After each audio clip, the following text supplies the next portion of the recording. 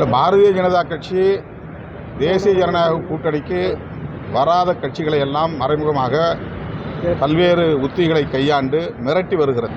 அப்படி தமிழக வெற்றிக் கழகத்தின் தலைவர் விஜய் அவர்களுக்கும் மறைமுகமான அழுத்தத்தை தருகிறார்கள் அல்லது அச்சுறுத்தி வருகிறார்கள் என்பது பலரும் யூகித்து சொல்லுகிற ஒரு செய்தியாகத்தான் இருக்கிறது. அதில் நானும் ஒருவர்.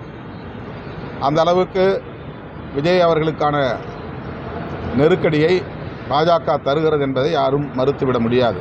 விஜய் அவர்கள் அப்படி அந்த நெருக்கடிக்கு ஆளாகி, நிர்பந்தத்திற்கு ஆளாகி அந்த கூட்டணியில் இடம்பெறுவாரேயானால் அவருடைய அரசியல் என்பது கேள்விக்குறியாகிவிடும். அவரை மட்டுமின்றி அவருக்கு வியூகத்தை வகுத்து தருகிற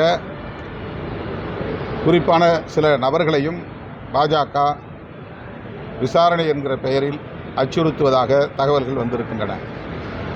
எனவே விஜய் அவர்களை பாஜக தலைமையிலான கூட்டணியில் இணைக்க வேண்டும் என்கிற முயற்சி ஒருபுறம் நடக்கிறது என்பதை யாரும் மறுக்க இயலாது. அந்த அடிப்படையில் தான் நான் அந்த கருத்தை சொன்னேன்.